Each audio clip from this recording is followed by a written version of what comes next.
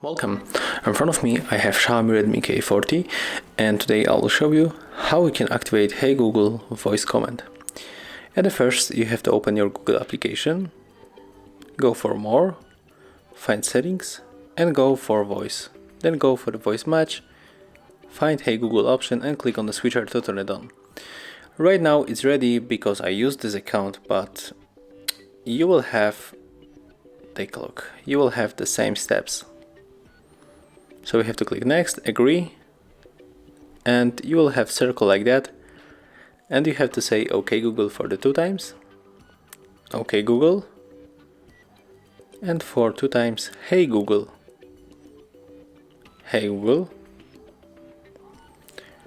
Right now it's finished, so click on the right upper corner, and when you say Hey Google, as you can see our assistant is activated. If you find this video helpful, remember to leave a like, comment and subscribe to our channel.